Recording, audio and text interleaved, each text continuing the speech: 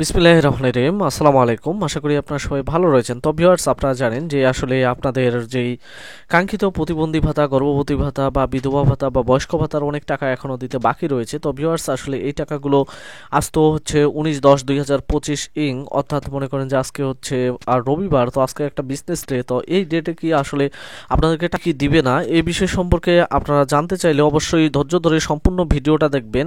আর যারা আমার চ্যানেলটা এখনও সাবস্ক্রাইব করেননি তারা সাবস্ক্রাইব করে পাশে থাকা বেল আইকনটি বাজিয়ে রাখবেন, এবং যারা এখনো আমাদের গ্রুপে জয়েন হননি তারা অবশ্যই ভিডিওর ডিসক্রিপশন বক্সে গিয়ে সি মোর অপশনে ক্লিক করলেই আমাদের গ্রুপের লিঙ্ক পেয়ে যাবেন। উপবৃত্তি ভাতা সরকারি হেল্প পোস্ট এই গ্রুপে জয়েন হয়ে যাবেন। এবং যারা ফেসবুক থেকে আমাদের ভিডিওগুলো দেখতে চান তারা অবশ্যই ডিসক্রিপশন বক্সের নিচে একটি লিঙ্ক পাবেন, জিএসএম সুমন অফিসিয়াল। এটি আমার ফেসবুক পেজ লিঙ্ক।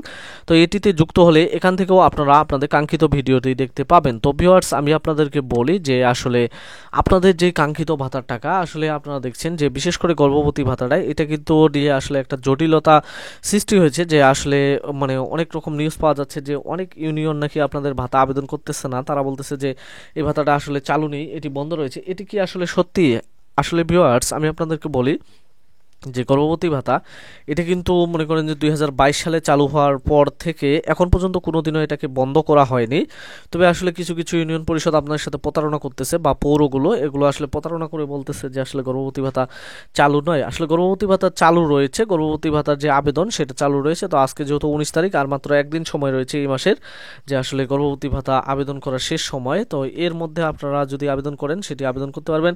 আর দ্বিতীয়ত বিষয় হলো যে আসলে গর্ভবতী ভাতার যে টাকাটা আপনাদেরকে আমি যে সমস্যাটার কথা বলছিলাম, যে আসলে অ্যাকাউন্টস নাম্বার পরিবর্তন করে দিয়ে সেখানে বিভিন্ন রকম ভাতাভোগীকে মনে করেন যে অ্যাড করা হয়েছে। তো এগুলো আসলে জটিলতা এখনো কাটেনি। যদি জটিলতা কাটে, আমার কাছে কোনো প্রকার নোটিশ আসে, তবে আমি আপনাদেরকে জানিয়ে দিব যে আসলে ভাতাটা কবে দিবে।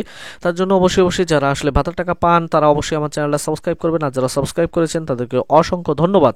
এবং সেই সাথে আমি আসলে আপনাদেরকে জানিয়ে দিচ্ছি যে আপনারা আসলে আমাকে জিজ্ঞেস করেন যে ভাই আমার জেলায় কবে ভাতার টাকা দিবে, আমার জেলায় কবে ভাতার টাকা দিবে। ভিউয়ার্স, আমি আপনাদেরকে বলি যে আসলে ভাতার টাকা যারা দেয় তারাও কিন্তু বলতে পারে না যে আসলে কোন জেলায় ভাতার টাকাগুলো যাচ্ছে। জাস্ট তাদের কাছে একটি টোকেন যায়, তারা সেই টোকেনটাকে একটি মনে করেন যে সফটওয়্যার রয়েছে আইবিএস প্লাস প্লাস। তো এই আইবিএস প্লাস প্লাস এর মাধ্যমে সিটিএম এর মাধ্যমে মনে করেন যে ডিটেক্ট করে আপনাদেরকে টাকাগুলো দেয়। অর্থাৎ আজকে রবিবার, তো আজকে মনে করেন যে যাদের নাম ভাতার লিস্টে রয়েছে, অর্থাৎ যাদের টোকেনে নামগুলো মনে করেন যে বাংলাদেশ ব্যাংকের কাছে চলে গেছে, আজকে শুধু তারাই টাকা পাবেন। তবে অনেকেই মানে আমার গ্রুপে দেখলাম যে বিভ্রান্তি সৃষ্টি করতেছে যে আসলে রবিবারে প্রতিবন্ধী ভাতা দিবে। তো ভিউয়ার্স, আসলে প্রতিবন্ধী ভাতার বিষয়ে এখন পর্যন্ত আমাকে কোনো কিছু জানানো হয়নি যে আসলে প্রতিবন্ধী ভাতার টাকাটা দেওয়া হবে কিনা। তবে ভিউয়ার্স, যদি প্রতিবন্ধী ভাতার টাকা দেয় অন্ততপক্ষে 1 ঘন্টা 10 মিনিট বা একদিন বা 6 ঘন্টা আগে আমি আপনাদেরকে অবশ্যই জানিয়ে দিব। যার কারণে আমি আপনাদেরকে সবসময় বলি যে আমার চ্যানেলটি সাবস্ক্রাইব করে পাশে থাকা বেল আইকনটি বাজিয়ে রাখবেন, তাহলে মনে করেন যে